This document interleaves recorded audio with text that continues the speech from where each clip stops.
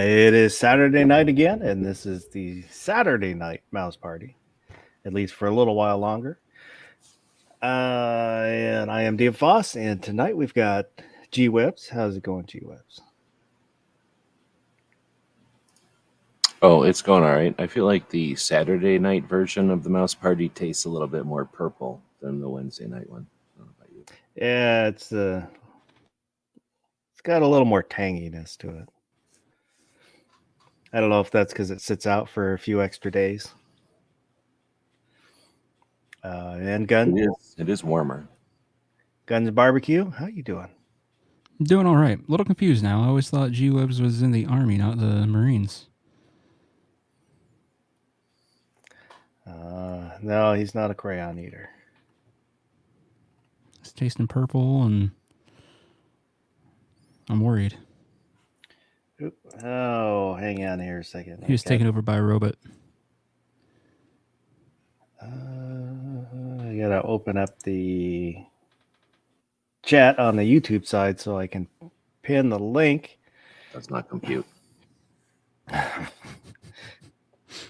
So out there in the chat, which I am pinning to the top of the chat, is a link for this week's poll.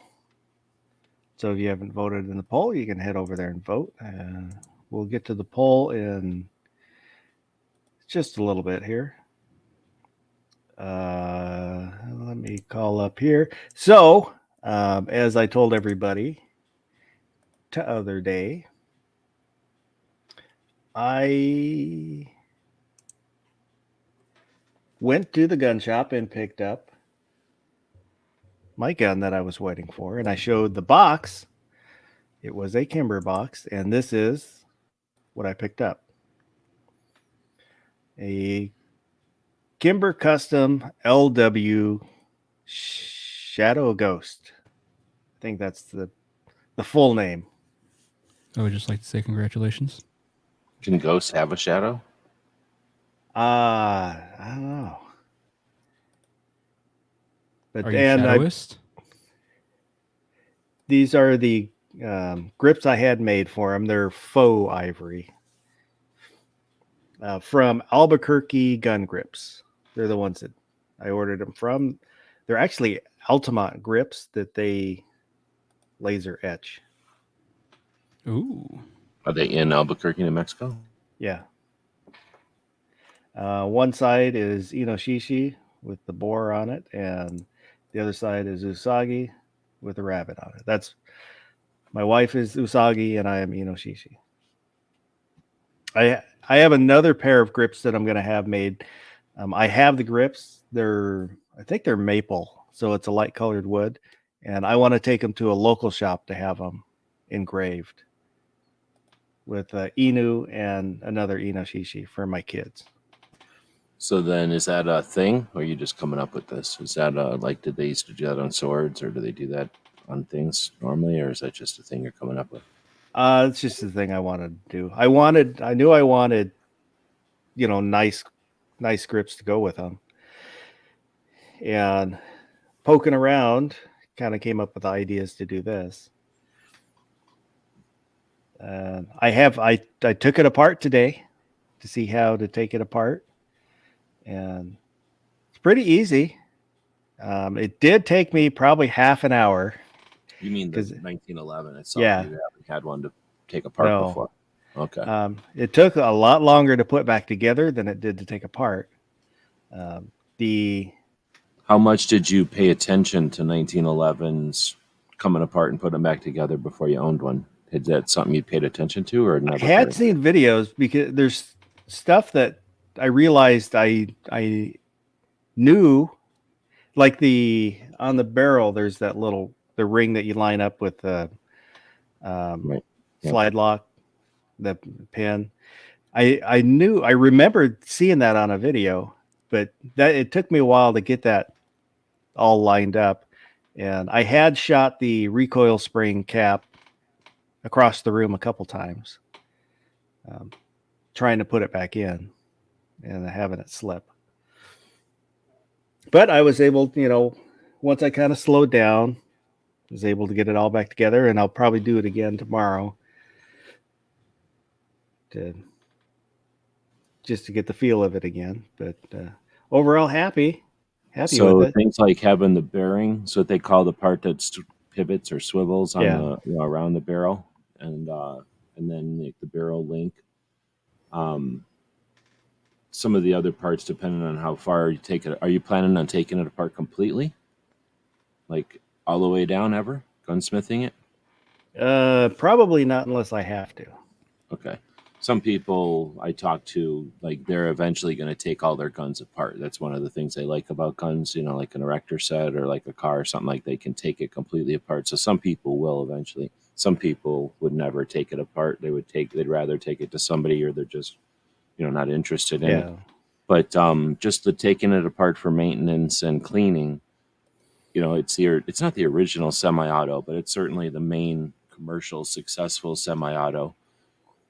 If it's not something you paid attention to, something like the barrel bearing, which is that, again, the part that's interfaces between the barrel and the slide, that doesn't exist on almost any modern gun. Like maybe some modern gun adds it or something, but most of the time that's something that they figured out ways to engineer that out of there. And it's just designed so that it doesn't need that part, and it's one less complication in taking it apart, and it's one less just piece. So most modern 1911s don't have it, and I'm wondering. At least I think that's how it is, right? Like I might be wrong on that, but I'm just using that as an example. I should say most modern guns, not 1911s, but like Glocks and Smith & Wessons and shit. None of them have a barrel bearing anymore. Yeah. So when you're taking it apart, is that something that you cherish or that you even pay attention to? Because I'm thinking, for me at least, when I was a little kid, like I can remember taking apart, I had a 1911 when I was a little kid. We had like good ones and we had service ones and we had other ones, right? Like back in the day, you either had a stock 1911 for some reason. Most people didn't want that. Some people, you could probably buy like police buybacks or something. We had that kind of stuff. And then there was high-end, like really nice 1911s. And then we had a couple that were parts, like essentially DIY guns. We bought this and we bought that and we bought this. And I had my one that was a parts gun that I knew nobody would get mad if I did this. And I would take it apart constantly. And I'd close my eyes and take the thing apart and put it back together because it was the service pistol. And I knew that when I went in, I would need to be intimately familiar with it, and I had nothing else to do on a Saturday, so I would just take apart a 1911, put it back together like a million times. So growing up, I never thought about, the future, they're not going to have barrel bushings or whatever, barrel bearings. Yeah. Like, I'm just sitting here doing what at the time was the ultimate deluxe cutting edge gun. And, I was playing with a version of one. But when you're playing with them now, are you thinking like about any of that, or is that something you cherish in the 1911, or is that something you just? It's just it's different. It's a difference of the gun, where it's not hard once I saw the parts and understood what's going on, and it's not too dissimilar from like my Glock or my H&K. You've got a little bit extra, having to turn that barrel bushing and deal with that. Whereas, the Glock, you pull the slide back so far, pull down on the takedown and top, the slides off. But it's maybe a couple of more steps, and that's just the uniqueness of the 1911. I think another piece is the recoil situation, the guide rod and the thing, whatever that thing's called, the plug, and then the spring, all being separate. It's not a big difference, but it's a difference. You just have three different components to deal with and kind of, I guess to some extent, put in place in the right order, or at least keep track of as you're trying to put that slide back together. Anyway, to me, I'm just wondering if that's something that you cherish or appreciate, or is that something that it's just not a big deal about it? As a new 2023 person experiencing a 1911. Yeah, I wouldn't say I don't cherish it. It's just it's the uniqueness of that system, and it's it's a part of a 1911, and that's the uniqueness of the 1911. So barbecue is a recommendation. gunsmith. Where are you at with that question? Well, I was saying as a gunsmith Um, and just being around 1911s for a different length of time, where are you at with that question? So as for myself, I love the barrel bushing. And what I was going to say is, I think Foss needs to go get another 1911, and he needs Well, to get a 1911 that doesn't have a barrel bushing, and well, then I they kind can of be I kind like, of want a 10 millimeter 1911 now. see, there you go. Because honestly, I hate my 1911s that don't have barrel bushings, and it's not like they shoot bad or anything like that. As far as shooting and everything goes, great. They're just fine. Just there's something about having that barrel bushing that I miss on those guns. There's an ex cop that I work with that he was telling me one of the departments he worked for, in order for the officers to carry whatever gun, part of the qualification was they had to disassemble and reassemble with the lights, basically blindfolded. You know, they would just turn off the lights in the room. And one of the guys had a Kimber, and it took him a few tries to do that in the dark. Whereas, like I did a video as a response to Todd the gun guy about disassembling. I did my HK, you know, blindfolded, and that basically you've got the frame, the slide, the barrel, and your recoil spring, and it's a captured spring. So you know you've got like 4 parts. Um, and with the 1911, there's more to the process.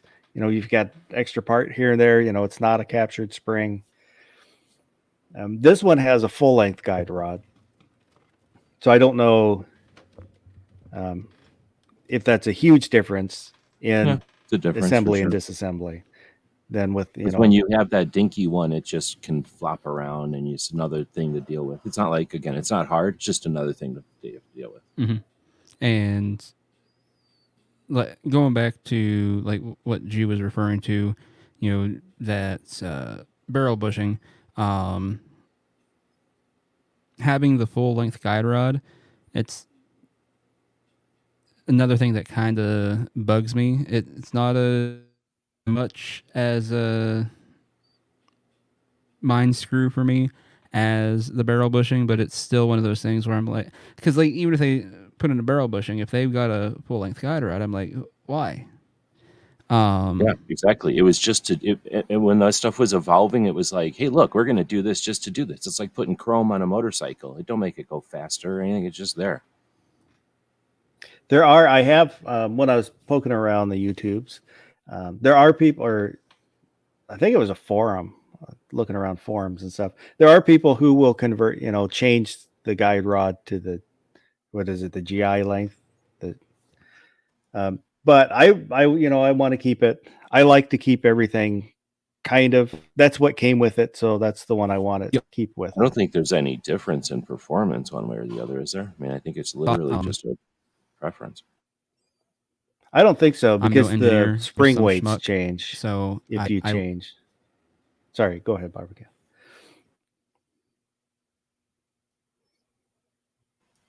What'd you say, Barbecue?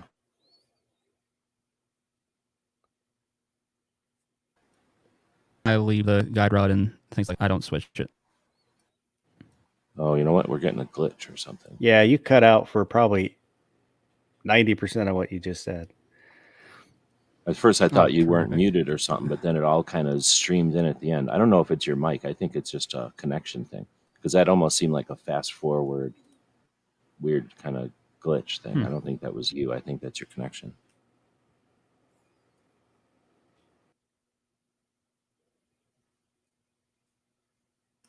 I'd kick him out of here too.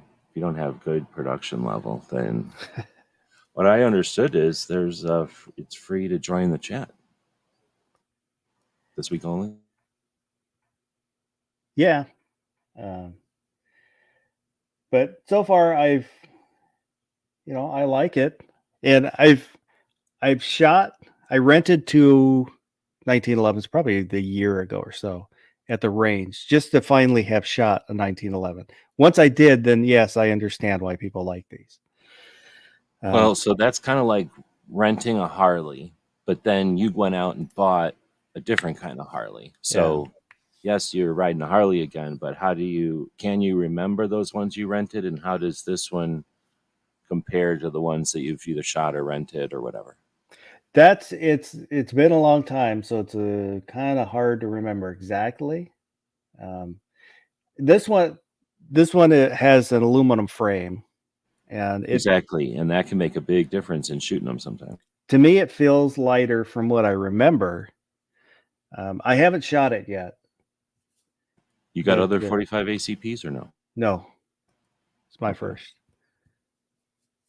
I almost had a SIG, P220. Can't remember what it was.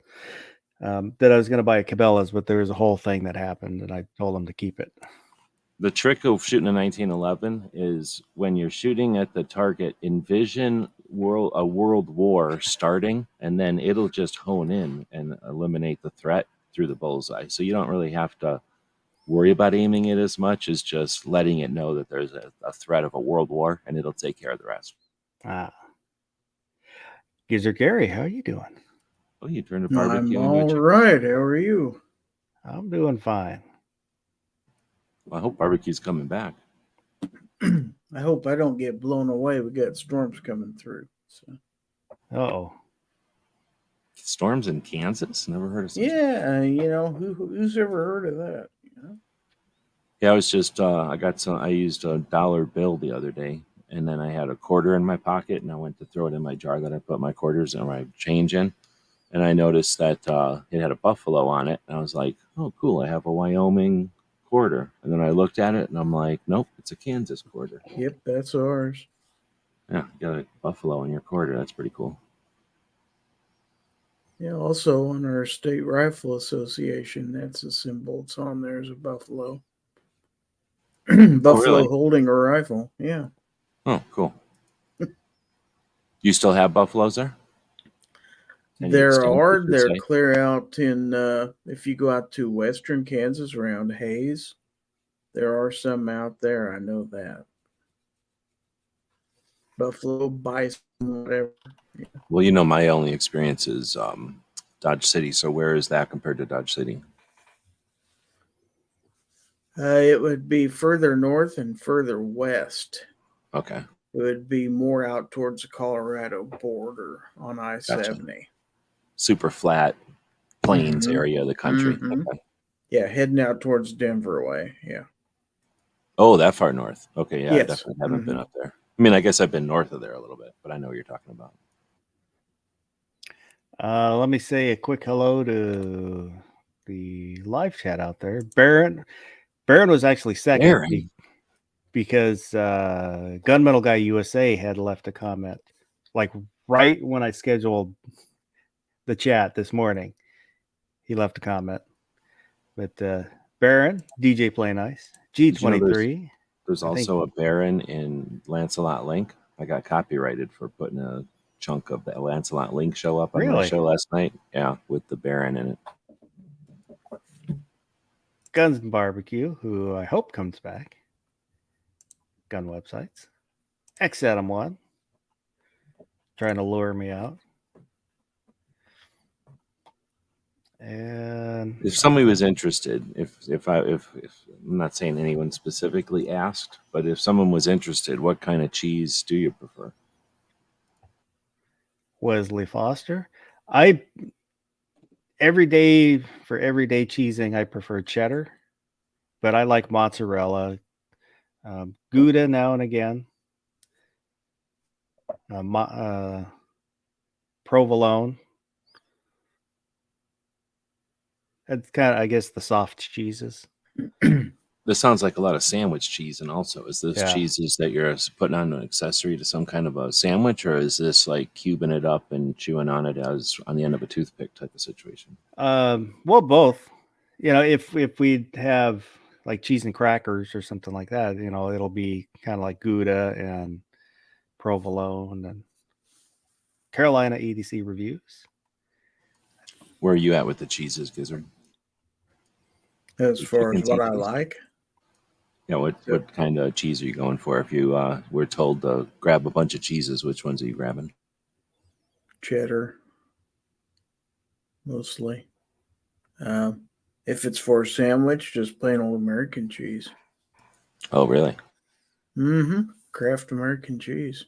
Yep, you bet. I bought some American cheese the other day just to do grilled cheese sandwiches. You know, you're remembering as a kid how great they are. It's awful. Velveeta works pretty good. It too. is awful. American cheese is awful. And I guess I ran from that as a youngin, and I haven't gone back unless I must have eaten it. I'm sure I've eaten it at places, but I never bought it at a store or nothing.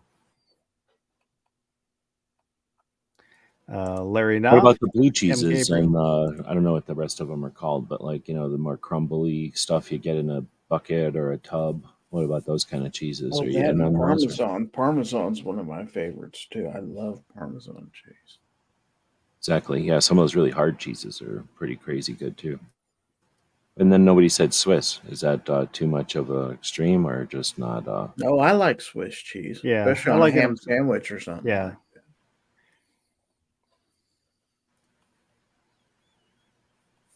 I'd have to say, if I was talking about cheese, I would have to say there's a much shorter list of cheeses that I've not liked than, you know, I like most of them, I think.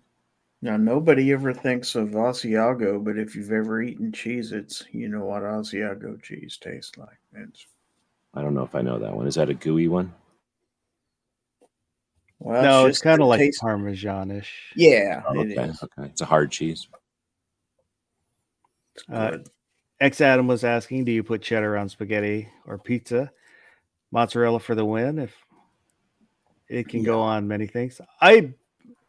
I have, but usually it'll be a mix, like a cheddar and whatever the other cheese I'm trying to think of. On spaghetti? Yeah. Oh. I don't. I mean, I must have. I'm sure. I don't. I mean, I'm in Scouts or something. I'm sure we've done shit like that. But on pizza, dude, it's cheddar and bacon and maybe onions or something.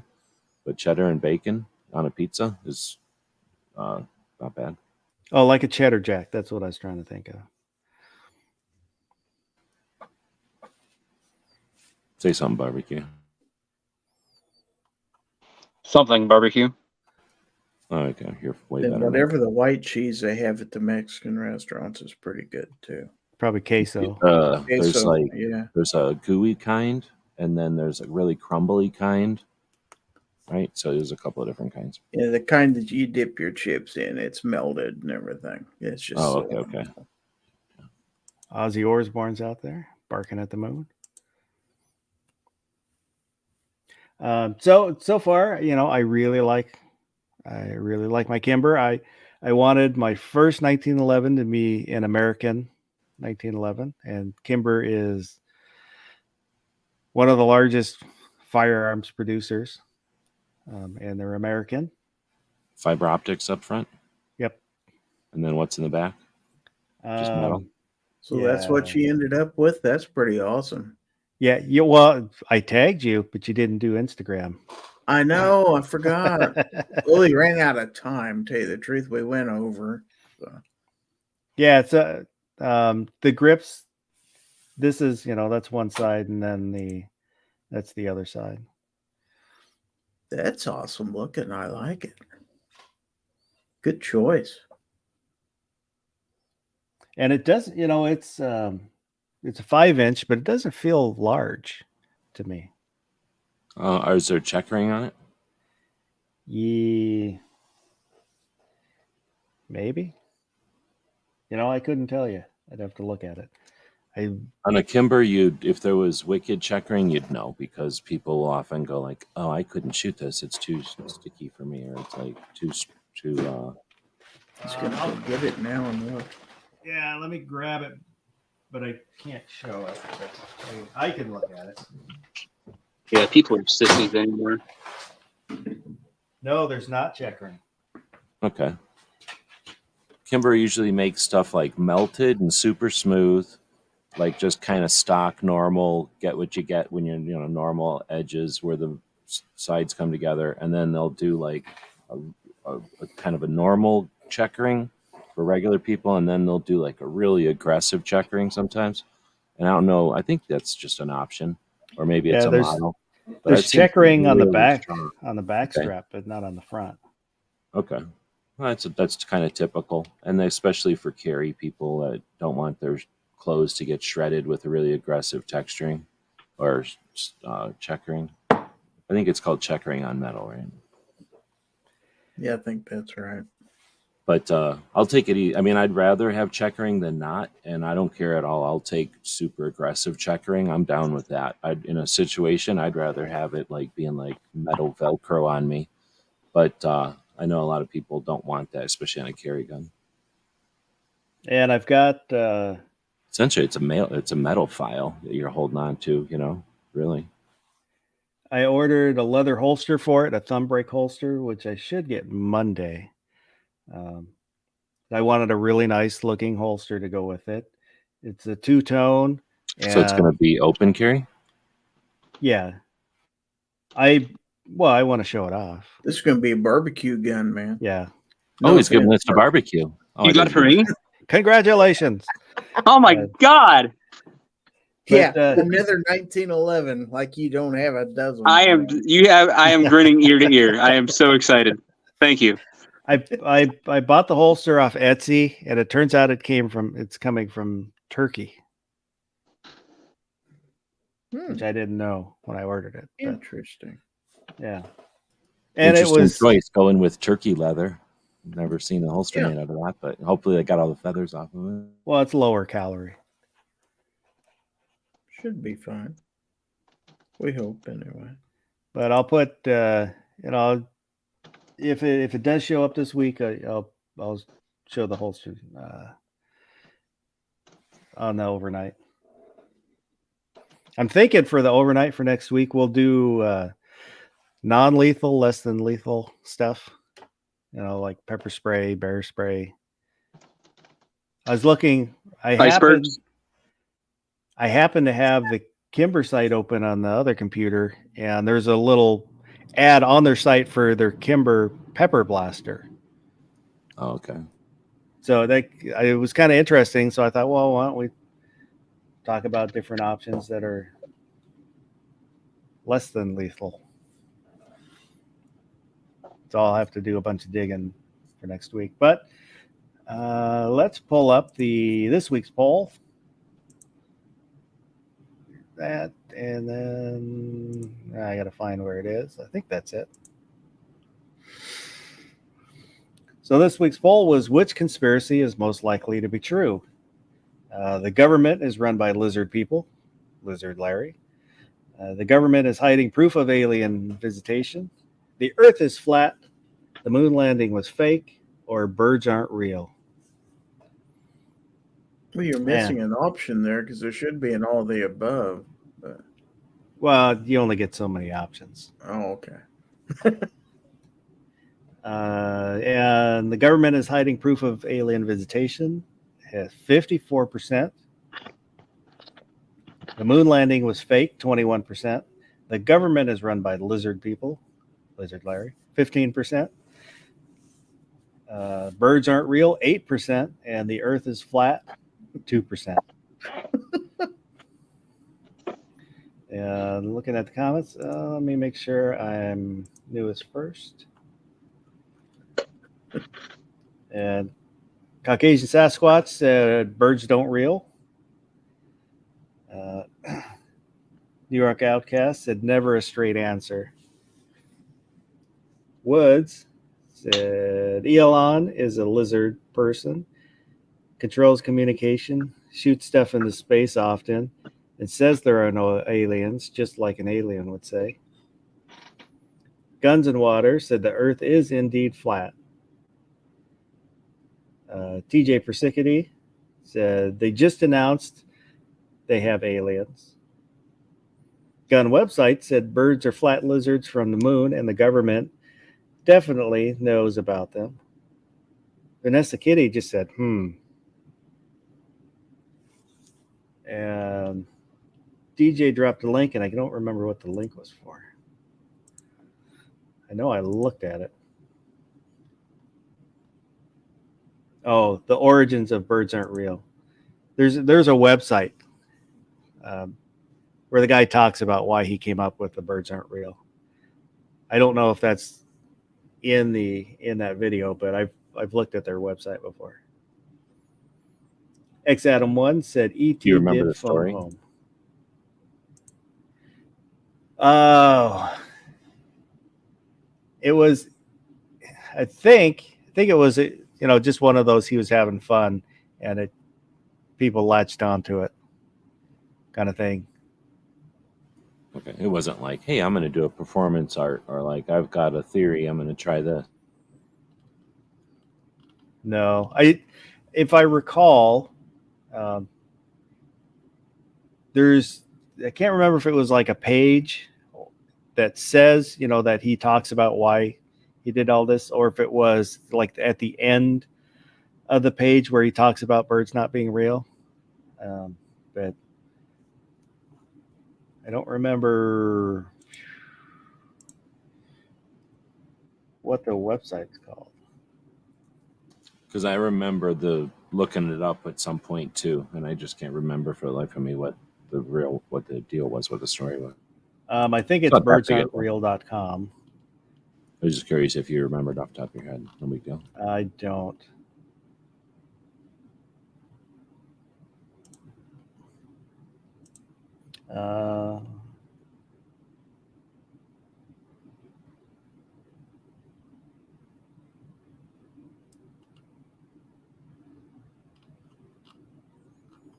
Yeah. So if you're curious on Birds Aren't Real, it's birdsaren'treal.com. I gotta. There we go.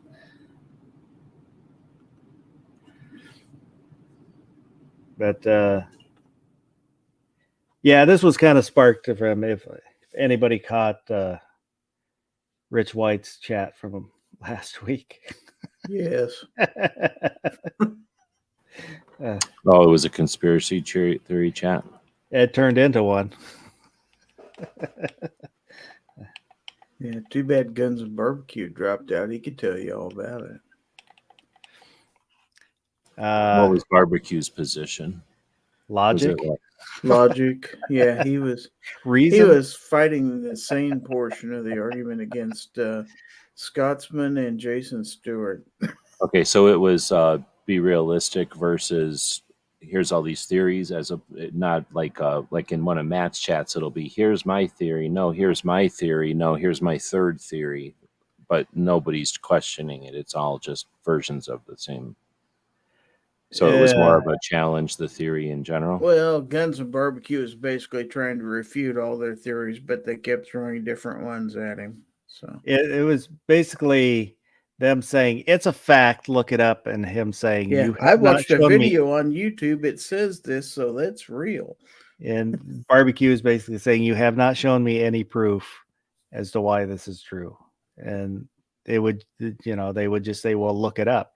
And he's like, well, I could look up anything and it will tell me anything. And he gave some examples of, if the internet says this, does that mean it's true? If not, well, that's what you told me to do, was look it up.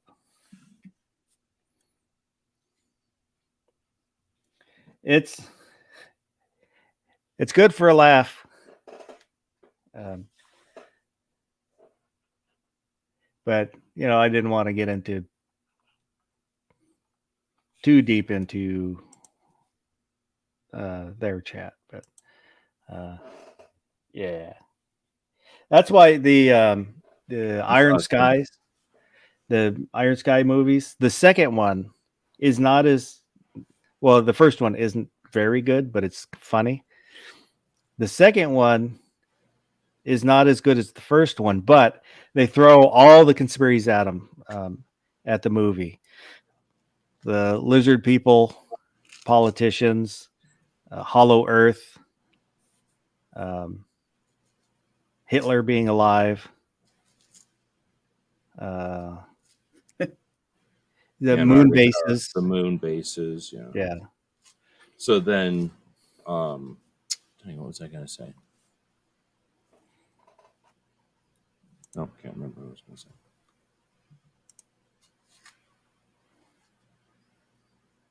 I'm about to enjoy a grapefruit. Been a Oh, I while. was going to saying birds aren't real. Well, I mean, obviously there's some birds that are real still, but I think some of that came from, at least from my days of the early internet and the first times I heard of that, I thought it was from the conversations about the essentially fake birds that they would put up at, like essentially put a camera in a stuffed bird type of thing, or, camouflage a camera as a bird or a drone as a bird, especially some of the kind of drones that have a solar panel on the top and they're a glider, and you just put bird look to it and it looks like one of those seabirds or like a vulture that just hangs out up on the currents, kind of like a glider.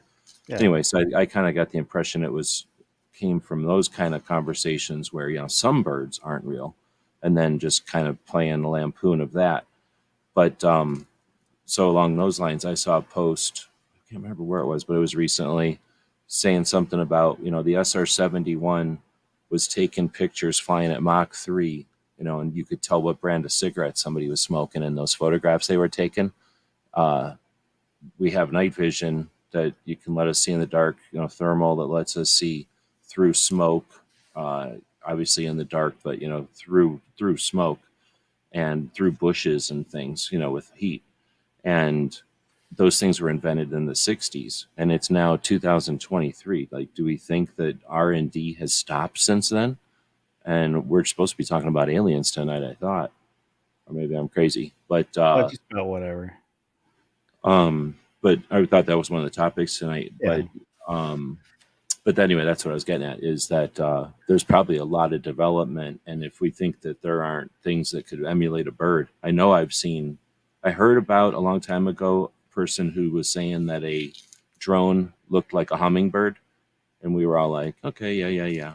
Sure it can, James Bond or whatever, I'm sure that can happen. And now you can literally go buy the thing that person was talking about, which is essentially that kind of remote control helicopter that has one helicopter rotor, like a normal helicopter, but it's got two blades that go opposite each other.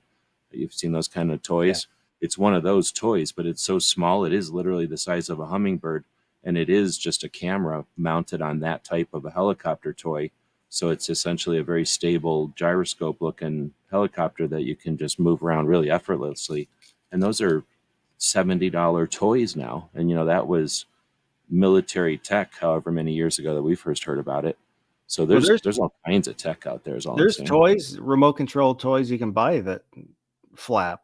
I've seen a Dragonfly one, and that's what I mean. That one that I'm talking about is $70 now, and it's essentially a Dragonfly with an eyeball or an electric eyeball. It does. I don't know how long it flies or whatever, but who cares? I mean, it actually exists, and you can just go play with it. Yeah, that's been, since at least the 80s that I've, they've been talking about like fly size spying, basically drones. That maybe they didn't exist right then, but that's what the technology was they're working on.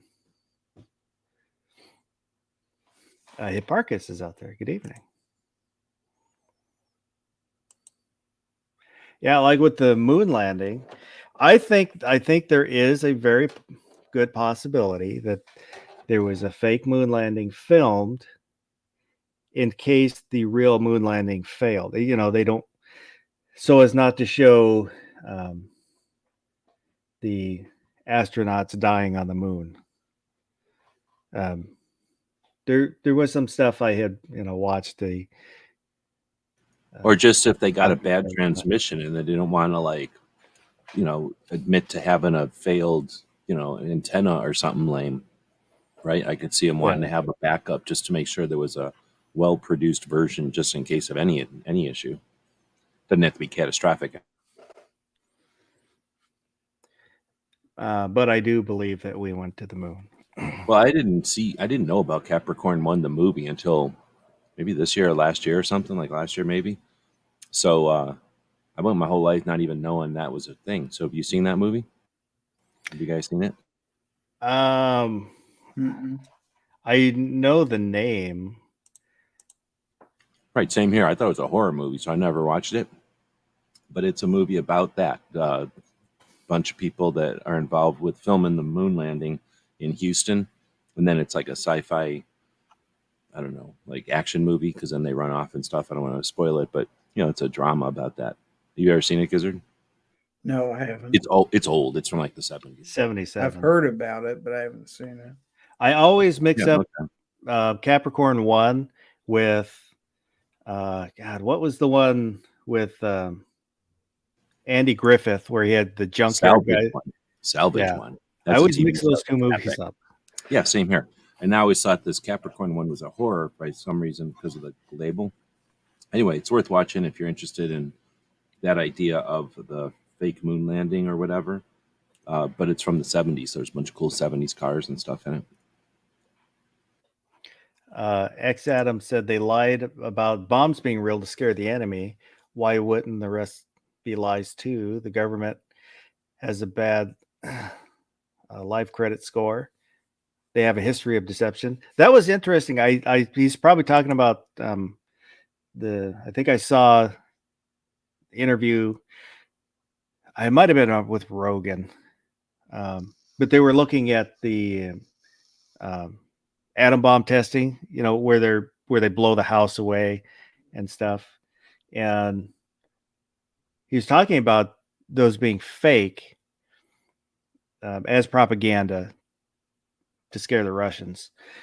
And there's one clip where they show where the kind of iconic one where it's a multi-story house and it's disintegrated, and there's a car that's parked behind the house that isn't there until there's the explosion starts, and then the car appears. It's kind of weird. But then he brings up too that the camera, the camera doesn't shake at all. So I don't know. I think some of it could be propaganda. Well, have you seen how they set those up, though? They made the town normal, and then they'd make a bunker to hold the cameras because they knew there was going to be a massive sonic wave. But there's nothing stopping a car that's 2 miles away from the blast site to be blown to 8 miles away from the blast site. So, you know what I'm saying? Like to be moved by the blast. So if a car got moved from 2 miles to 8 miles, right? Whoever's standing at the 8 mile point is going to be standing there 1 minute without a car, and then the next minute there's a car there. So I'm just saying, like in an explosion, I would expect stuff that gets moved to end up somewhere, and in that place would seem like a thing came out of nowhere. That it's possible, and I don't know if the footage, was doctored at all before it was shown. I mean, I knew that we only had enough. I mean, it turns out after the fact that we only had enough material to make a number of bombs, and we went around acting like, "Oh, we're in full production. We can make bombs all week." Yeah. I know we were doing that kind of stuff, so I don't know if that was the end of it or not, but I'm pretty sure we could make the shit out of shit. We had a pretty big infrastructure. Well, I'm not saying that we don't have, I think it is possible that some of the stuff, was manufactured. The films were made just as propaganda to scare. Well, it was all done kind of quickly at the not last minute, but as quickly as possible because we were about to go have after World War II negotiations with Russians, and we wanted to make it clear that, we were coming from a position of we can clear the playing field if we need to. Hipparchus said, if you have a powerful enough laser and fire it at the exact spot they left a hollow reflector, the laser bounces back to the Earth from the moon. That is the astronauts left a reflector on the moon so that we could shoot a laser at the moon every now and again to take measurements. Here's the deal. I can wing a Frisbee onto an island and then tell you about the Frisbee, and then that doesn't mean I went to the island. Well, if you have a Frisbee laser that reflects off your Frisbee, then... Well, I'm just saying you can wing the Frisbee over there without going there. I see what you're saying. But yeah, I tried that, except my laser was so powerful, I ended up kind of drilling a laser hole through the moon. They got all mad because I missed the laser disc.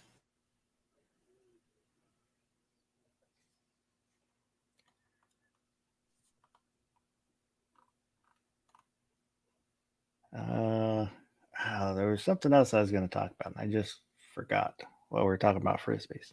Well, we were talking about the moon, and we were talking about lasers, and we were talking about cheese. So, are we going to talk about the moon being made out of cheese, or is that just the elephant in the room that we're not going to talk?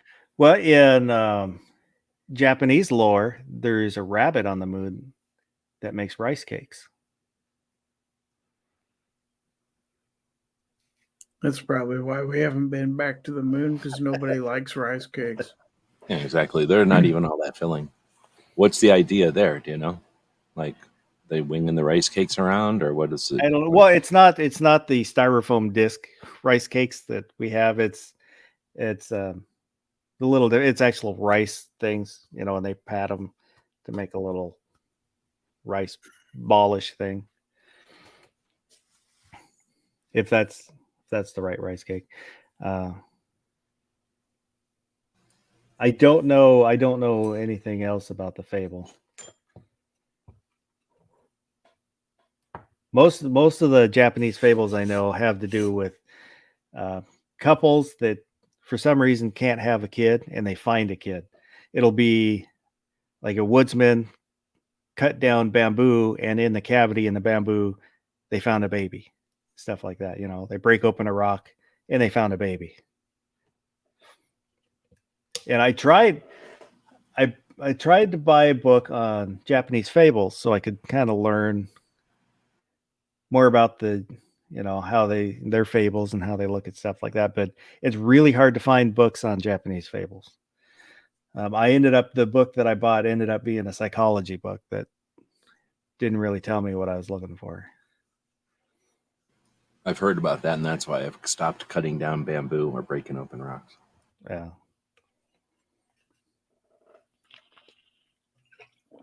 It turns into a lifelong commitment. Exactly. Excuse me. Drinking awful heavy, aren't you? Oh. Smooth. Easy, boy. All right. Guys, have you got one of these cool Amazon drink bottles? No. I did get something cool from Amazon, though, today. You want to see? Oh, really? Yeah. Check this out. Oh, okay. You ever see a caliper like that before? Yes, I have. Yeah. Wonder where I got that. Right on. I'll have to look at my numbers. Cool. Yeah. Did you get that from Caliber Corner? No. Actually, He should be cornering the market on those. I got that from Amazon Live, man. I saw somebody demonstrating it. It's like, I've always wanted one. There's one right there. So, What is it, $9 or something, or $8? Yeah. $6? Yeah, they're I pretty had good. a manual one back here that I hate, and it's like, I want that. So it's pretty And the cool. thing is, I never want to use my expensive fancy one because I always envision breaking it and then not having it, right? So I never even use it. I use the hell out of this thing to where I wore the battery out. Yeah, it's Yeah. pretty handy. I bought one to measure silver. Silver, Yeah. like the coins and stuff. Yeah. I've been watching, I don't know, maybe one of you people is watching this quarter guy or this coin guy on Instagram. Because if I just turn my Instagram into the video feed, then it's sort of like shorts or whatever. It'll just randomly show me little videos. And I'll see whatever people that I follow are looking at pretty much. And then whatever I spend any amount of time looking at, it'll show me more of the same, right? But anyway, I see a lot of these videos where I don't know who's watching them, but who knows what I'm talking about. But they'll show like a quarter and they'll be like, hey, if you get this quarter, look for this thing on it and it's worth $400.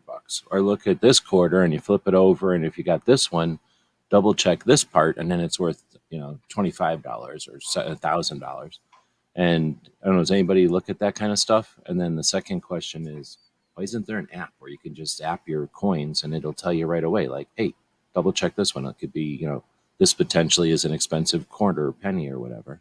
I've Like, come facial across the videos kind of like with you, scrolling through the reels and stuff, but I don't pay a lot of attention to them.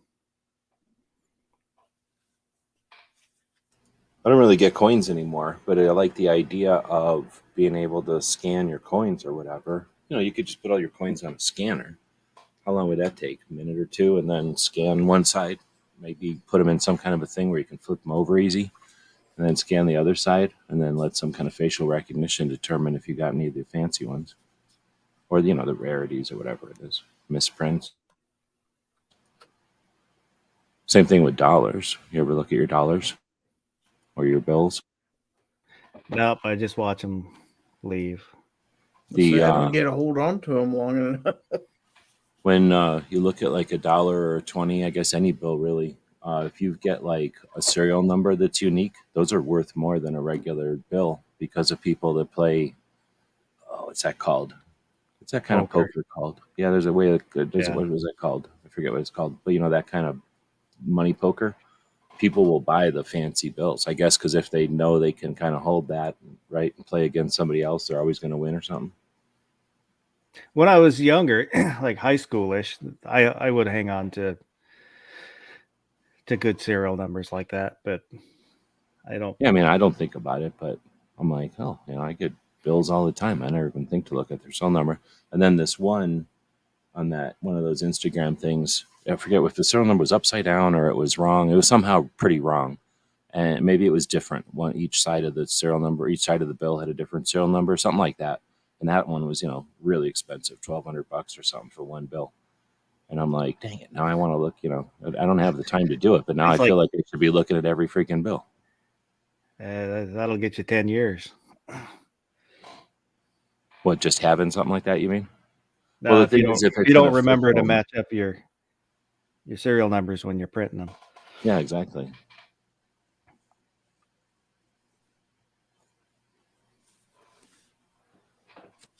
But when it's a known misprint or whatever, that's when they're worth something. You know, they're not a counterfeit. Do you have any the God? It's not the proof sets, but like the proof sets. I mean, I have a bunch of stuff from when I was a little kid, but like in like whatever year you'd buy, you know, for whatever year you get that thing in plastic or it's a Yeah. quarter and nickel. Yeah, I have those from a bunch of years, but when I was a little kid. My granddad used to get them for us every year for our Yeah, birthday. exactly. That's the So kind of thing I have. I have up through from 71 up through. I'd have to look at the sets. 90, Probably in the 80s or early something. 90s. Yeah. And I can't remember if I bought one for my son when he was born or not. I'd have to look. I know I thought about it. Just as kind of, you know, that's what my granddad did. And it was kind of cool when I was young. He doesn't care about them, so it sits with my sets. Yeah, that's the thing. Like, again, unless it's something you're really interested in, then it's just kind of, oh, that's interesting, or that's, you know, that's a nice investment or something. But Yeah, and they're not very valuable. It's not the, you know, like silver proof set or yeah, none of the years are any special years, and they're not still, you know, the pre 65 where there's lots of silver or anything like that. It's just kind of, you know, it was. but as a collector, it's neat to have the set, and they're going to stay nice, and then you've got that consistency with all of them being able to kind of stack or fit together in some kind of a set. Yeah, they're all in the original envelopes, but it's kind of more sentimental value to me.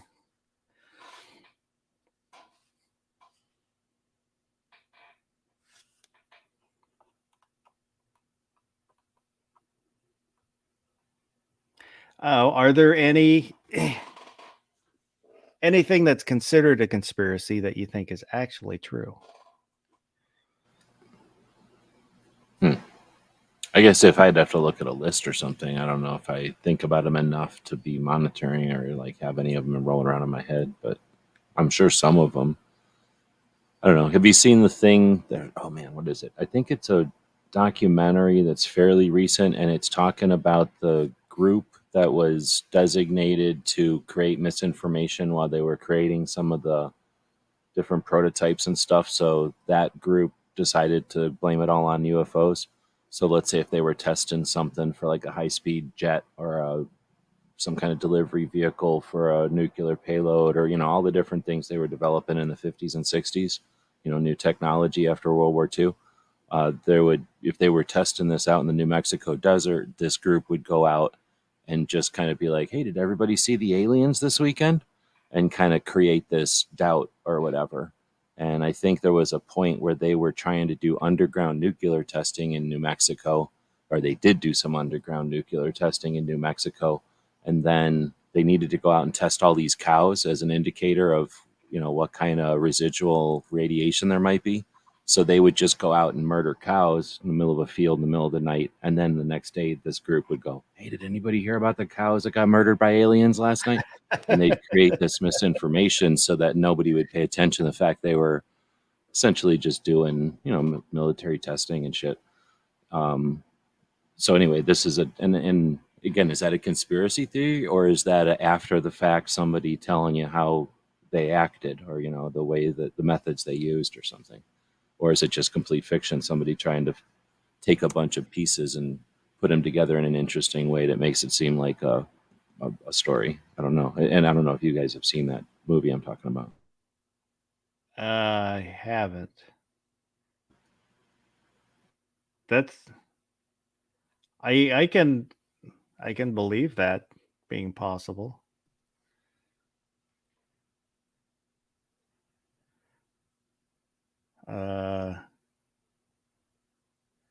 Because there's always been disinformation that's been put out.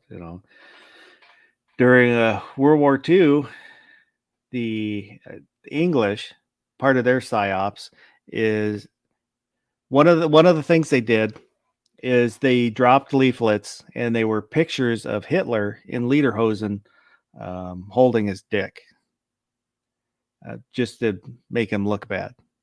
Was one of the things they did. So, it's possible, fake cattle mutilations.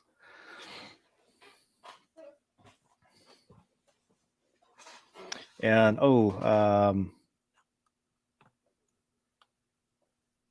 what was it? Was it hey, he's back. Are you there? Hola. Were you having computer issues this whole time? No, my phone died. After I got kicked the first time, I just switched over to my phone, but then the phone died, and so I've been waiting for it to get a good enough charge to not have to worry about it.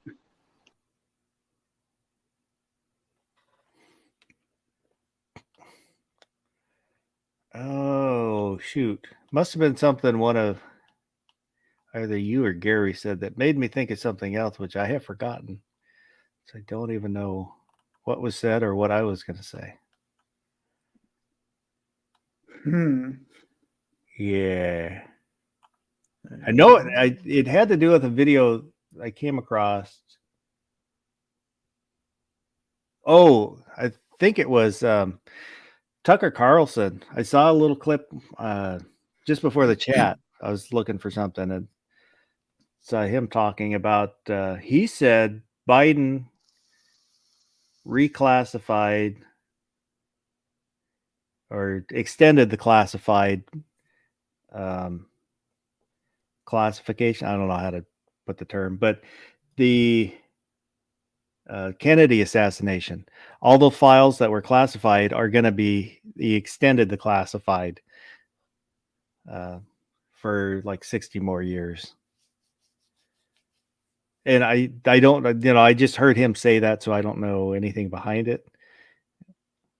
But if that's true, that's interesting. Oh, for some reason I thought that those had already been out. I don't think so. So are you going to talk about the alien ones? Were we? What about the alien ones? That the government said, "Oh yeah, we've had aliens since the 50s, and we've got their tech and we've got their bodies." Did that come out in the hearings? I made a short about the hearings, but I didn't watch any of the hearings. Oh, I thought you were making a comment about it. Yeah, but No, I that's was just making fun. literally what came out in the hearings, from what I understand. That's why Yeah. everybody's so flabbergasted that nobody's paying any attention to it. Well, I don't know. I think at the end of the day, it's just because one, people don't pay attention to congressional hearings in general. Two, at the end of the day, it's just quote unquote whistleblowers that are saying these things until, like a Speaker of the House, or the president himself comes on the television, or something like that, and says, "Hey, we got this. The little green men are real." I don't think anybody's gonna give two hoots.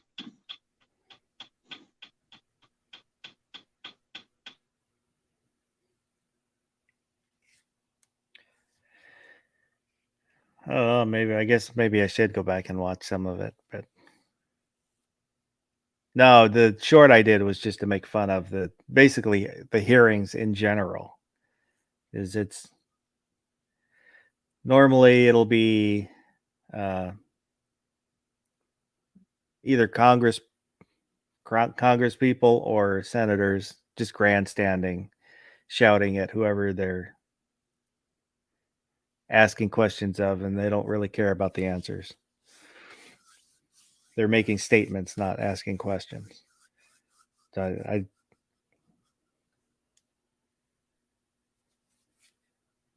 is it worth going back and watching? Well, I've only heard summaries of, so I don't know. That's why I guess I was asking too. I thought maybe you had seen some or all or something. No, the only reason I used a clip from the UFO hearings is because that's what came up first, and then it seemed it would match what I was dubbing over it. That's the only reason I used it. It wouldn't have mattered to me what hearing it was. Have you seen a UFO? Yes. Maybe. Yeah, I've been outside too many times. It's hard to know, but definitely things that can't be explained or things that aren't normal for sure. Definitely. Well, many times. So But what that did can you? happen, I think, if you're outside and you're losing perception and you lose a time perception and you can lose depth perception, especially with if you've been outside in like the woods or in a area with a canyon with a lot of topography, I guess, different humidities and temperatures and stuff, birds, fucking shit like, sorry, stuff like little, think like a raccoon. I don't know if I don't know what they've got, but there's critters that'll climb to the top of the tree, get in like a wrestle and fall through the tree, wrestling with each other. And then before they hit the ground, they stop wrestling and just grab a branch and either do it again or walk away. But that's how they fight, or that's how they do territory. And if you're sleeping in a tent or if you're just hiking or something and that happens, that's where a lot of stories come from. And I imagine there's things like that with in the water, and there's things like that in the jungle. And there's going to be different things that you can't explain, like that create you hear or in your head, you're coming up with all kinds of stuff. So I've definitely heard noises where you wouldn't think there should be, or something was here and then it's immediately over there. But how often that's echoes or stuff that you just don't get because your perception of it is so I don't always jump to aliens when I experience something that's weird, but I've experienced weird stuff a lot. So what did you maybe see, Gary? I was driving on a highway several years ago, I and my wife, and both of us out of the corner of our eye saw in the ditch next to us, there was a very intense spotlight shining directly down on the ditch as we were driving, basically going the same speed as we were for about 5 seconds. And I can remember after it was gone, I just looked at my wife. I said, "Did you see that?" And she said, "Yeah, what was it?" I said, "I have no idea." And then there was another time, and this may be explainable, but I and my wife had just gotten into the parking lot at Sam's Club, and we were quite a ways from the door, so we were walking in, and I heard this buzzing noise above, and it was dark. This was like 9, 10 o'clock at night, and it was dark. Heard a buzzing noise overhead, and we both looked up, and I saw this thing. I don't know how you describe it, but it looked like a bunch of red spears connected together by black pipes. You just kind of like a little network of these red balls with this grid work holding them together. And it was like zipping past us up in the sky. I'm like, what the hell? I don't know what it was to this day. Kind of like a biplane or something. No, it was just a Or- bunch of little balls, kind of like you'd represent a chemical element or something like that. Red balls connected by But like a Well, kite or something, like black it was pipes like a box, or something. like a But it was just balls. There was nothing to. but like a box kite where it just creates lift because there's so many of them creating a little bit of lift or whatever. I don't know. I mean, it didn't look like anything that could fly, but obviously it was moving Huh. And this at is why a you were rather driving. odd speed for what it was. And You were so- driving, or Hmm? this is you seen it while you were driving? No, we were walking out of the parking lot into the Sam's Club, and we saw it up above our heads. I'm like, what? Oh, in well, the could it world? have been like a display getting caught in the wind and flying? No. This was huge. I Oh, okay, mean, okay. like a bunch of huge red balls, all Like bowling held- ball size? No, huge, Oh, okay. and they were all held together by a bunch of pipes, connecting in the middle to each other. I'd have to draw it out on a piece of paper for you, but if you've Interesting. ever seen what they make to represent a chemical element, it's just a bunch of balls with wires in between, kind Yeah, of no, I was like gonna- that. I know that what you're talking about, yeah. Ozzy said, I've seen UFOs, pink elephants, etc., but that was in the 70s. I still have flashbacks. But you're talking like in a cube shape or something? Gizzard? More of a triangle type thing. Yeah, I haven't seen anything like that. My thing would be more camping and hearing weird shit or experiencing weird shit. One time the car died when we were driving, middle of nowhere. Oh, actually, it was in the place in Arizona where that movie's made about. Literally in the same place that freaking Alien movie's made.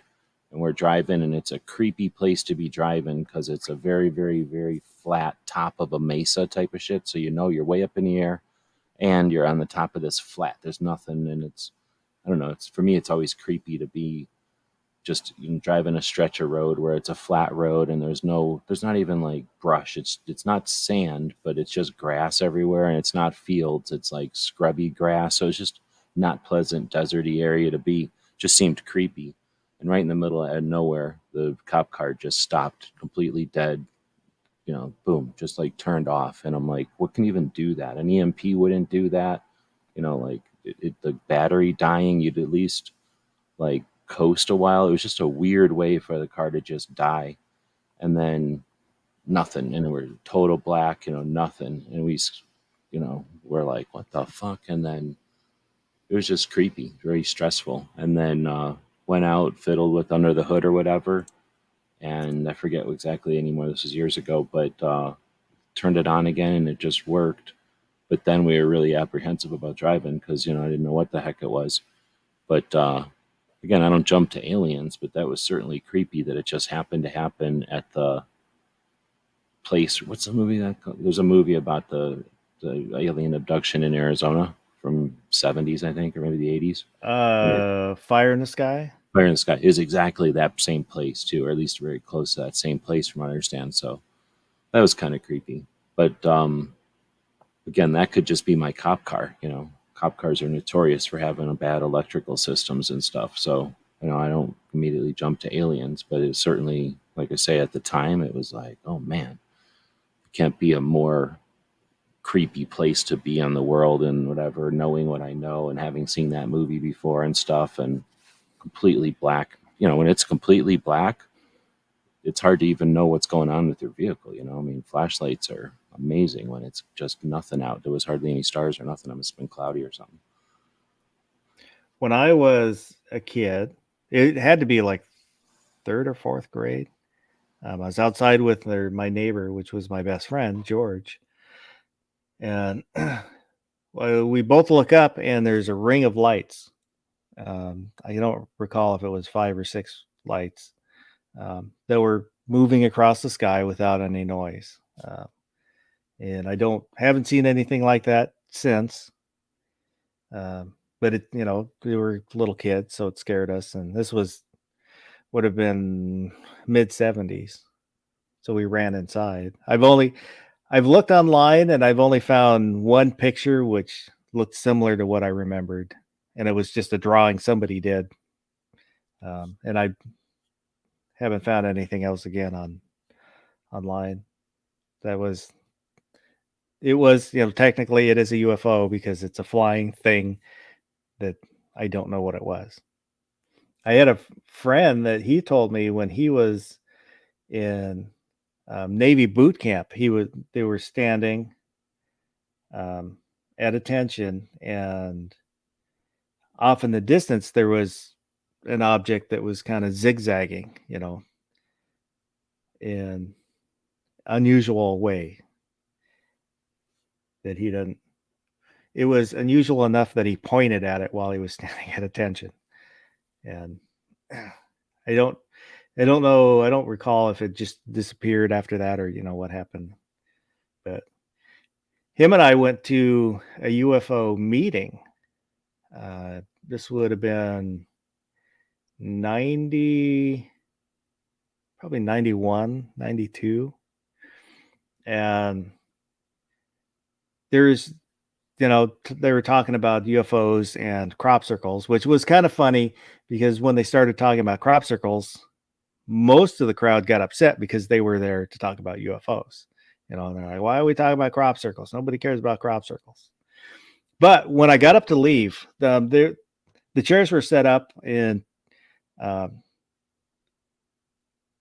with a row down the center, to when you walk in the room. I got up to leave, and standing at the back of the room was an older guy in a black suit, kind of back by the door. And as I was walking up towards him, I looked at him. He looked at me and nodded and didn't say a word. And then, we left. It was kind of interesting. Man, I just shared the screen with you. What's that? I just shared a screen. That's what I saw, more or less. And then how big are the red parts? Well, big enough that it looked like had to have been at least 500 feet up in the sky ahead, but they were big. I would say probably 20 or 30 feet. It's kind of hard to estimate, but they were easy to see. But what time of day was it? It was like 10 o'clock at night, 9 or 10 o'clock at night.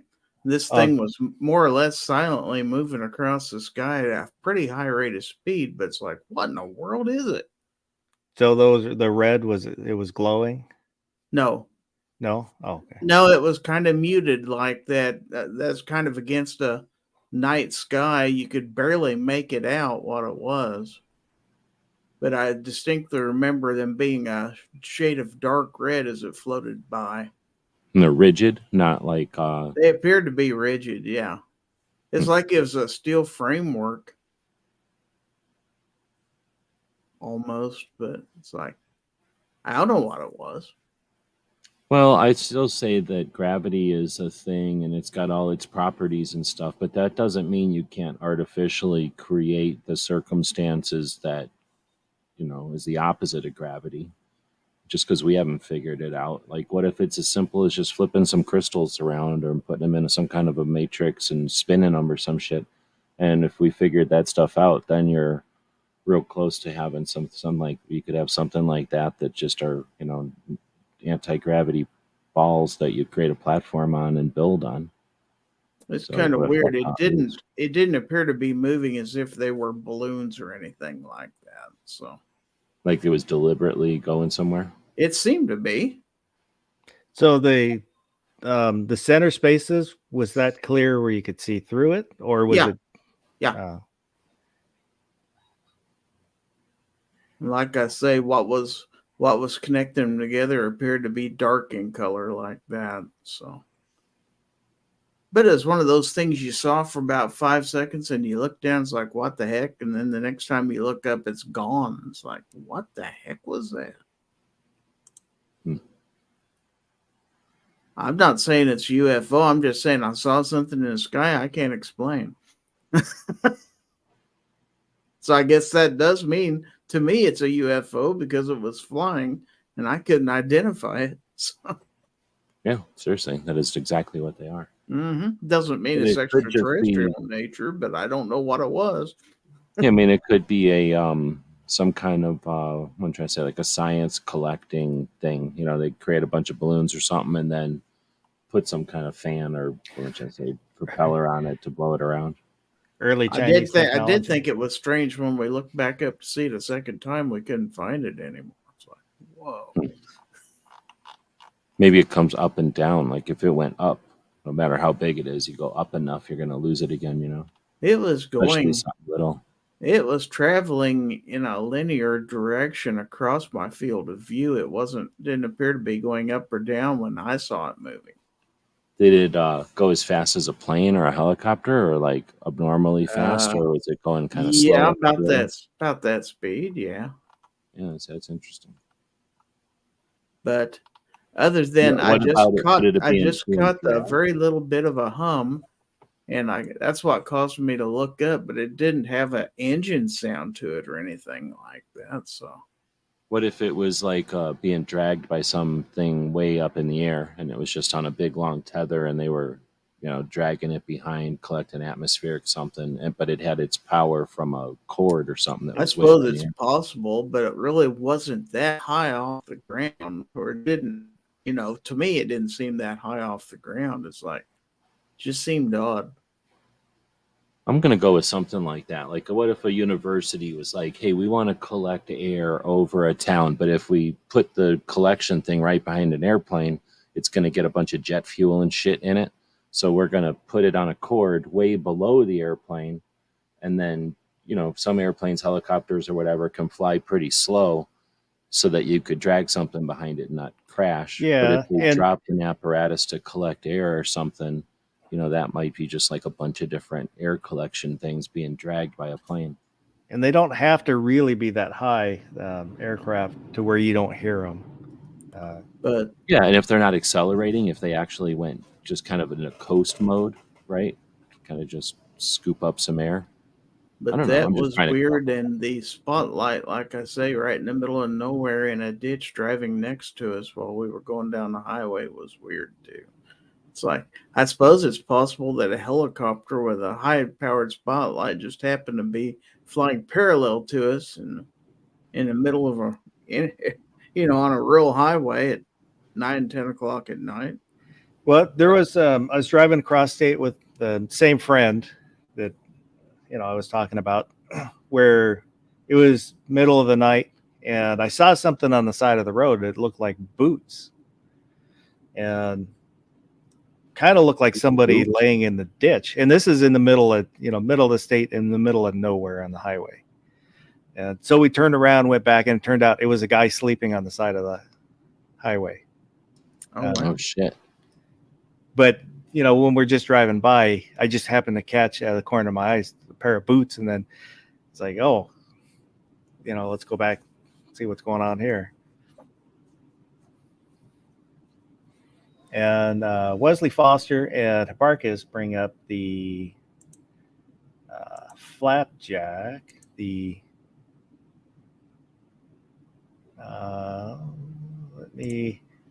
this is a kind of a technical drawing of it.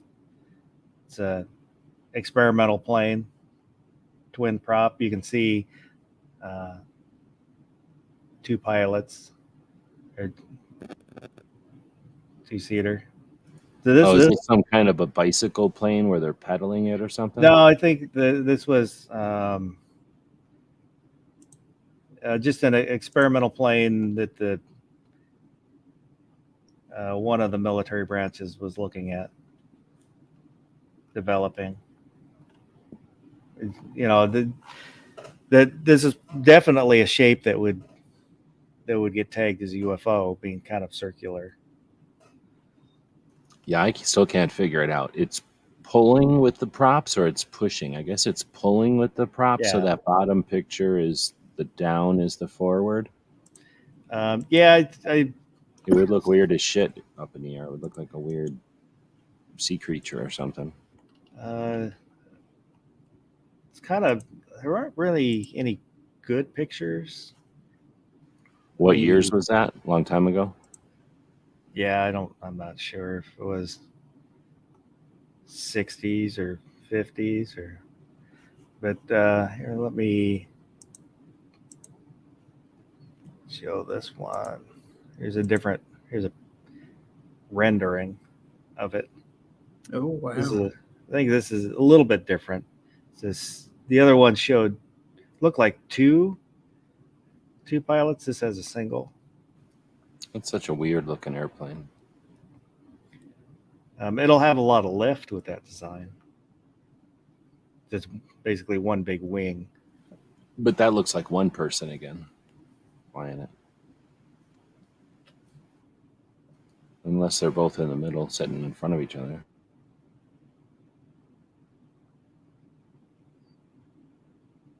Oh, you know what that looks like? World War II version of Cylon from real Battlestar Galactica. Well, they need two more pilots. Or vintage Battlestar Galactica. Was there 3 people in those? Yeah. Oh, three robots, I should say. So did they actually make any that flew? There were. Let me. Or is it just a concept? I've never even seen one before. There are some here Looks kind of like a turtle. that are real life. I think a giant turtle like that fought Godzilla one time. But I don't think it was a robot turtle. So there are some that looks like they tried.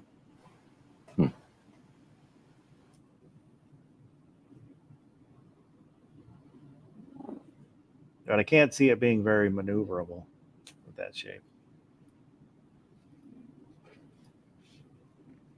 Yeah, Wesley Foster's saying very slow wing design experiments. Looks like a stink bug when it's squatting like that. Probably does smell bad when you crush it.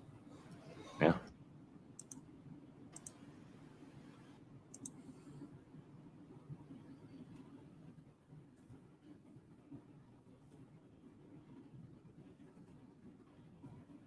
So what we're saying is it was like a group of 8 of these things connected with black pipes painted red that Gizzard's seen. Slowly flying by him. What year was this, Gizzard? This was a long time ago. Oh, this would have been in the early 2000s. So Oh, okay. 20 years ago or more. Well, it is a long time ago, but I was thinking even longer. Yeah. Okay. X Adam 1 has wanted me to look up the. Yeah, I'm looking at some of this stuff. Other than the fact these are glowing, it's similar, but. And that's how big it would be scale-wise, because that looks freaking huge. Oh, that's way further away. What I was looking at was basically right over my head. But you know, like looking, if that's up on the hill over Vegas, I mean, that looks like a squadron of airplanes. You know, that looks like a lot of stuff. That's a bit. That's like city blocks big, right? Like that's huge up there. If that was one thing, that would be like one of those sci-fi movies where a giant ship lands over the whole city type of shit. That looks more like they call it a formation of planes flying by. Kind Especially over Vegas, they got the Blue Angels, or wait, the of looks Thunderbirds. like balloons, where it's almost like a teardrop shape, like on this closest one. Yeah, but I think that's just the effect of the camera getting the blowout of the light. Is the greenish looking one also has a little bit of point on the bottom, like a balloon would. I mean, I guess it depends on how fast they're going. But yeah, well, I mean, like a hot air balloon. Right. I mean, if they're floating by, then yeah. Yeah, and those will from the those can glow too. Well, they definitely will glow at night. And in fact, at night, I don't know how it works, but you probably have cold air all the time, so you're going to have a steady stream of hot air to keep it up. So you're going to have it glowing all the time, probably. Let me see if I can. There's a video. So they're static. They're just hanging out up there. Yeah. Well, then they're definitely not the Blue Angels or the Thunderbirds. There's something moving very below difficult for them to not do anything. There's a helicopter going by. Yeah, there's one below it. You can just make out the flashing of the. Oh yeah. Yeah, okay, that would freak everybody out. But if you were going to do something to freak everybody out, you're going to do it over Vegas, right? Like, that's a place where they're going to do some kind of marketing stunt.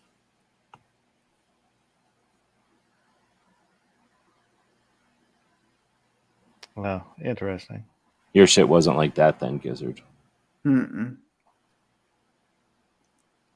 I don't know if I jumped to aliens there, but it is freaky. Like, what the hell's going on up there? It's huge, whatever it is. I would think you'd expect to have at least something go up there. Like, I would try to shoot a drone up there, right? Like, if I had a drone and that was going on, I think I'd try bringing my drone up there. Oh God, Yeah. if you look at Get arrested if it was something real. the drone formations that they do now, and there's places that the last 4th of July they use drones instead of using fireworks to do displays. Oh yeah, I've seen some guy who was launching his drones, and I just seen it from like under him, and I was like, "Holy moly, that's a lot of drones!" I didn't even see the whole display, but that's true. Whatever we just seen right there, that could easily have been drones, depending on how long ago that was. I mean, drones can definitely do that, and you just set up a drone with a big light stick or some kind of a giant LED light on it. You know, a drone can hold a light bulb, a big battery, just to freak people out. You know, that could be 8 drones up there. It would be illegal, I think.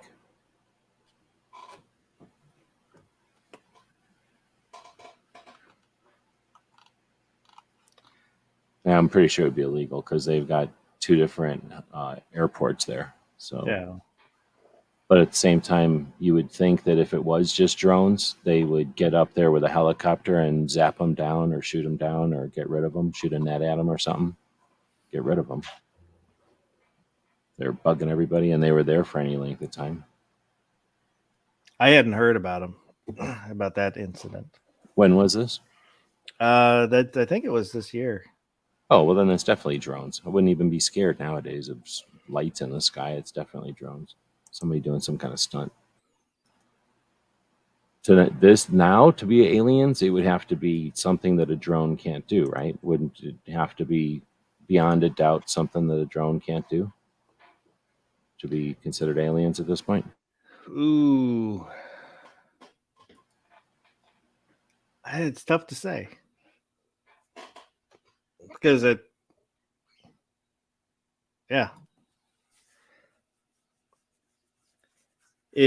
really would call into question any new UFO sightings.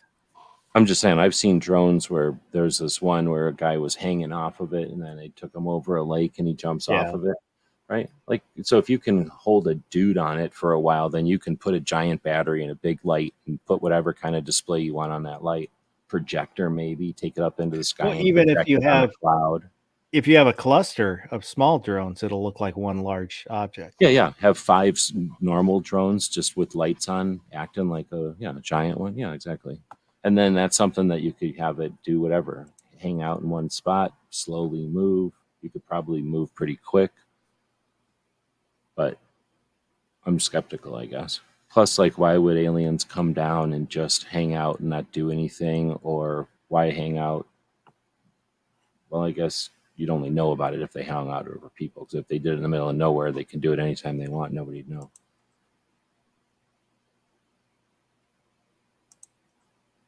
But anyway, what's the point of an alien coming down and hanging out over Vegas, like 15 feet over Vegas? If they're aliens, they can see whatever they want to see from space, like Star Trek, I'm sure. Or just drop down and hang out. And if they look like us or something, like what's the point of hanging out in a place where it would freak everybody out? You know what I mean? Like, there's just no advantage alien there. Unless aliens like going to Vegas too, just like everybody else. But Well, I know, but I'm just saying they would either park in space. Like, I can't imagine a place where aliens would have to park their ship at night right over Vegas where everybody can see it. Like, I just don't, they would. well, they can't very well hand it off Yeah. to a valet because they're not going to be able to fly it. So That's what I'm saying. Like, they're either being beamed down, and like they got a rope or something that they're climbing down. Like, they either getting beamed down or they got some kind of shuttle. The rope ladder hanging underneath.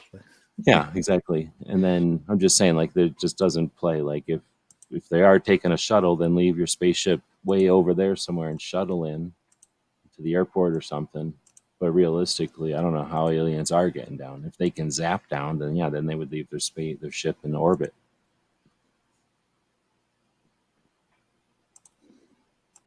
Like, we Yeah. accidentally showed up where the whole city can see us. Like, that doesn't make any sense. Like, they got drunk, maybe. Oh, we got all drunk and accidentally left all our lights on, or forgot to go invisible, or whatever they do.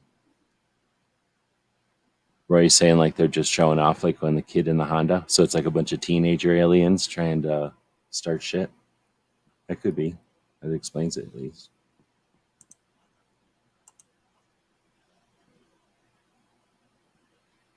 X-Adam sent me a link.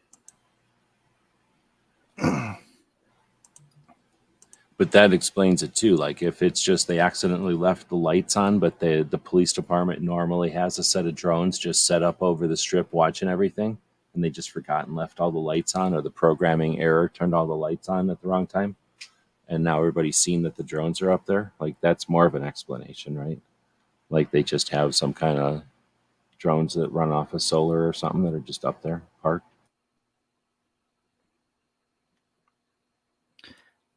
So this is a link that X-Adam won, and he said it's similar to what he saw, but it's real.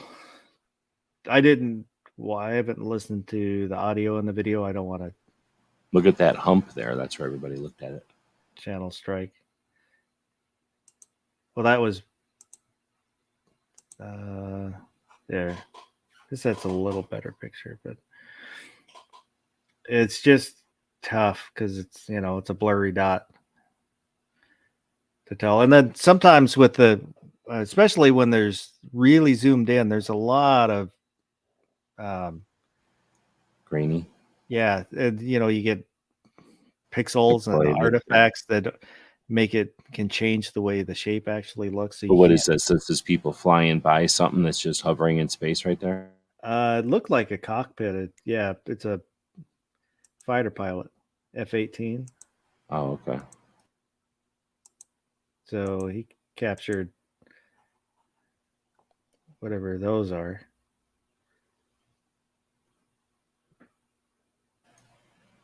Well, a lot of times ball bearings just hover up in the air.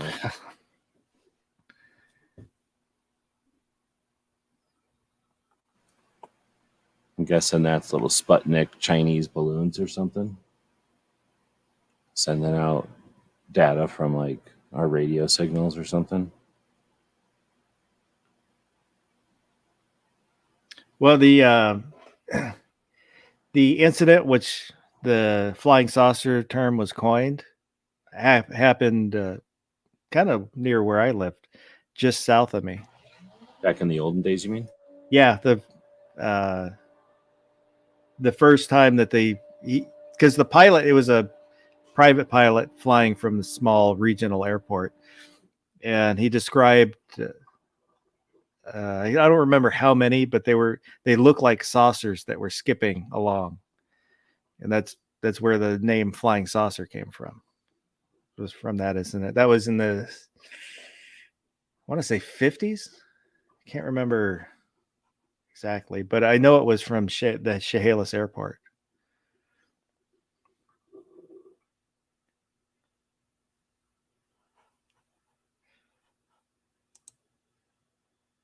X Adam saying in person it was very clear and more of a slight egg shape.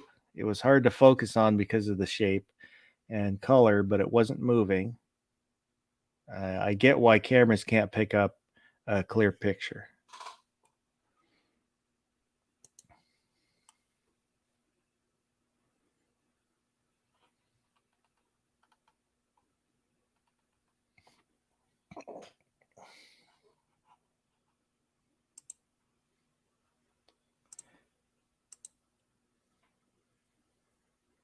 So, do you believe that the aliens are visiting us?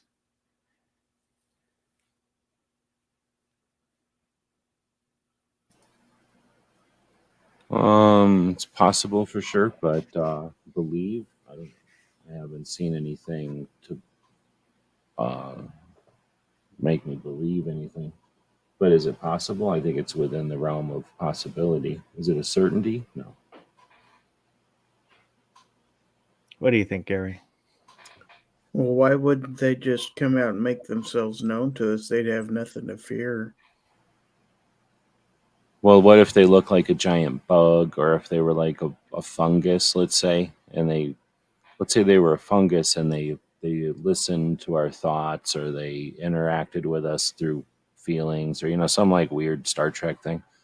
What Well, if it's just different what and they if couldn't they just are what if they're far enough advanced where they look at us like a zoo exhibit where like ants or something? Yeah, Yeah. like you're not going to go They're hang out with studying us. monkeys. One or two aliens might want to go hang out with the monkeys, but the rest of them are like, yeah, look at them monkeys. That's interesting. But they can also look at like lizards on another planet, and they can look at I don't know, fungus on another planet, right? Or maybe I don't know. See, I don't know. And is it possible that a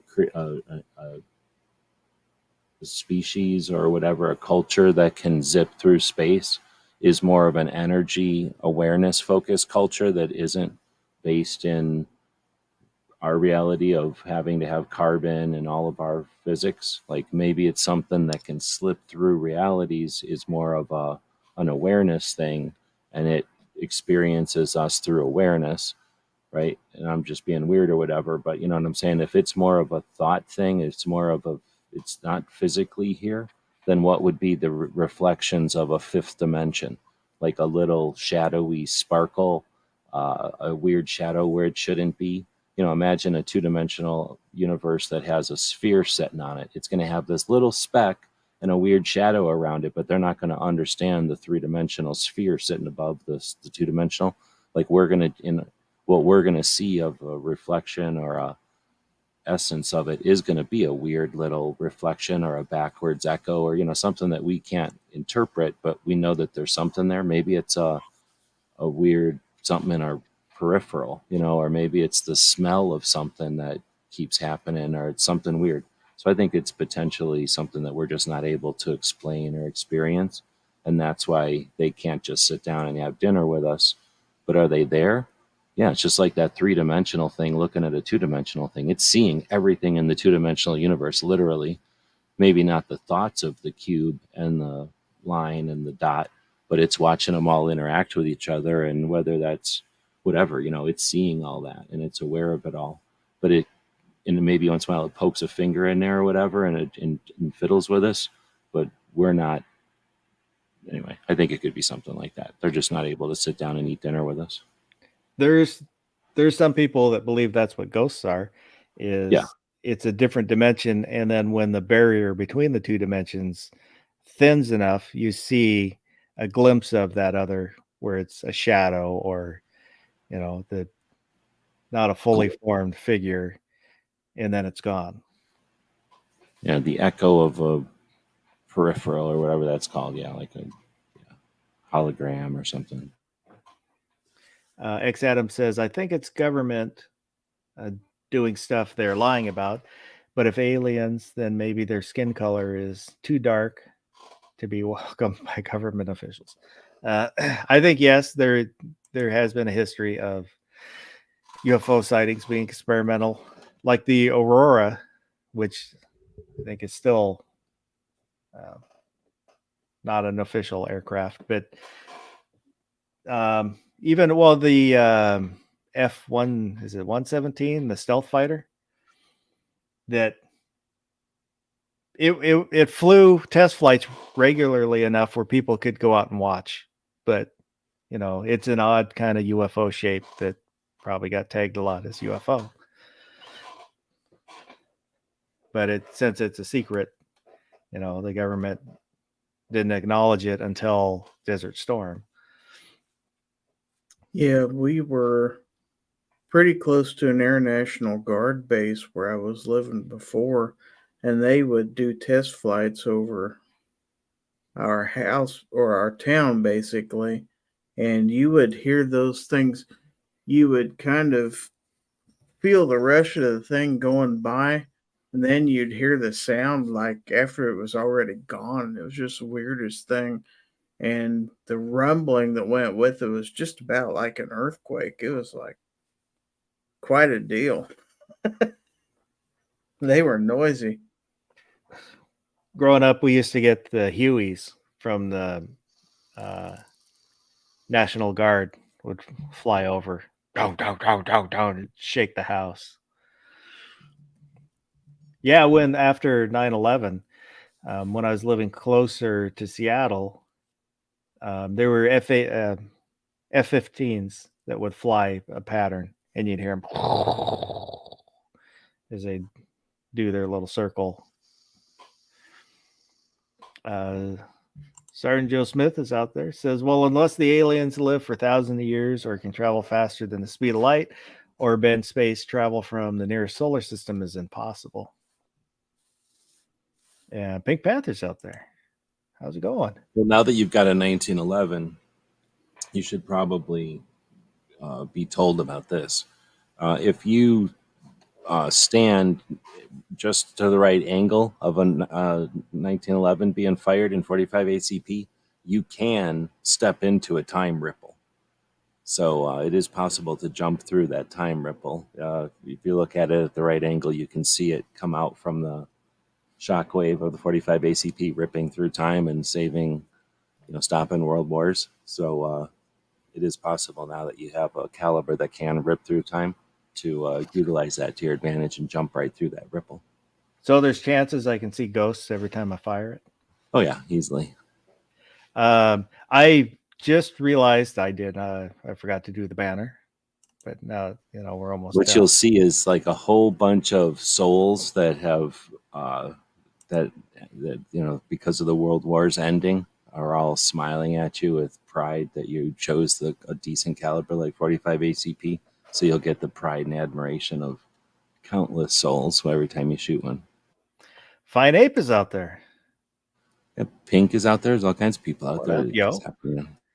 And Wesley Foster, if you send me your address, I will send you stuff for your birthday. Some stickers and patches and whatnot. Do I have any of the new? I thought I had. Oh, yeah, I'll give.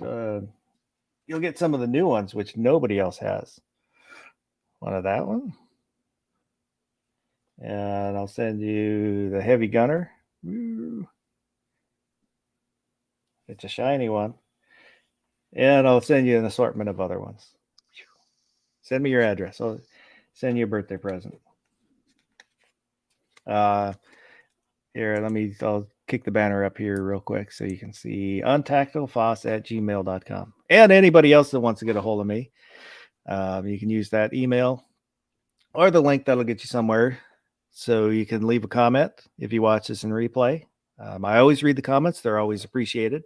Anything we talked about, agree with, disagree with, you have a UFO story or conspiracy theory, let me know. And What if UFOs are a conspiracy? well, it's It'll connect everything together. I definitely think they are. I mean, I'm sure that the government used them, like we were saying, to cover up the testing and things that they're doing, just to keep confusion or whatever.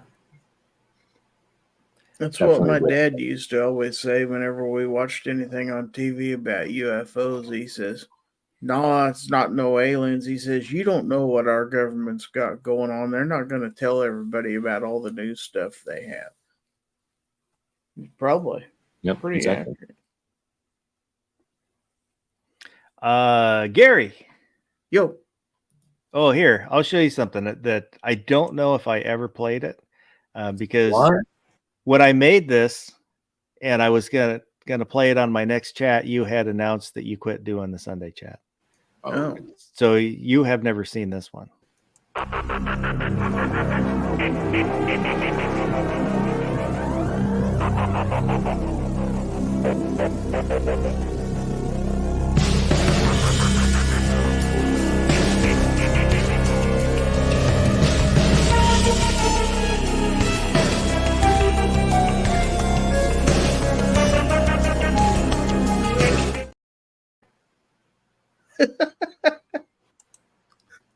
It's pretty cool. And I feel like you solve mysteries on Sunday mornings. I was kind of going for weird sake. I've heard that Gizzard is starting a Sunday morning show again, except now it's going to be 5 hours instead of 4. I'm going to write in on a UFO to start the show, too. Is that a conspiracy theory? Possibly. So is there anything you want to plug, Gary? Oh, well, for now, I've still got the Friday show. Foul Territory, Friday nights, 9 p.m. Central. Love everybody to be there. We have fun, talk 2A and firearms, and give stuff away. And hopefully we're going to start showing more gore and less silly memes after, because it's gotten really meme heavy, and I think we're going to try to curb that back a little bit and circle back towards the firearms and stuff that we all love and want to talk about. So that's where we're going to try to get anyway. So thanks for the link and everything. Good show. Oh, thanks for jumping in. G Webs, what you got going on?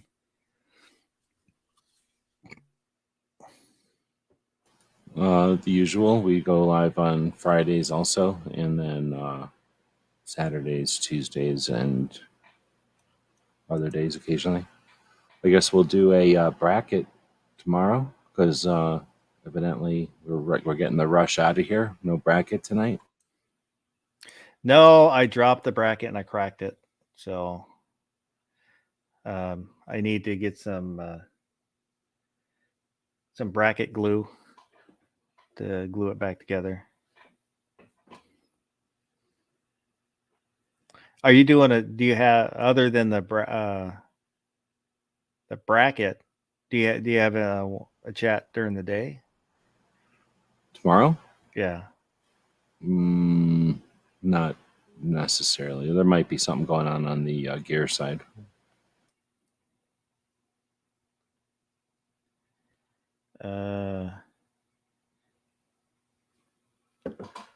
Well, I've been doing the Thursday flashback, so I'll probably do something on Thursday with a flashback again. Oh, okay.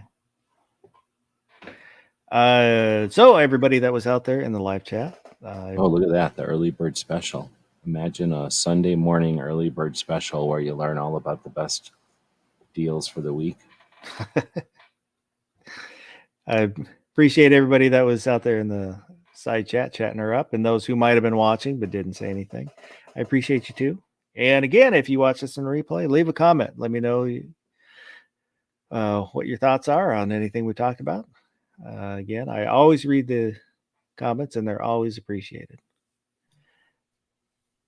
Other than that, And if you're an alien and would like to be on Foul Territory, any of these episodes, drop me an email, info@gizzardgary.com. I'll send you a link. We'll have you on the show.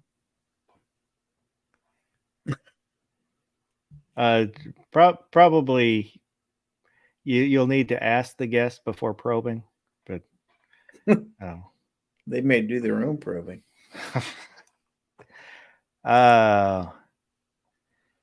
So again, I appreciate everybody, and I hope you have a good rest of the night.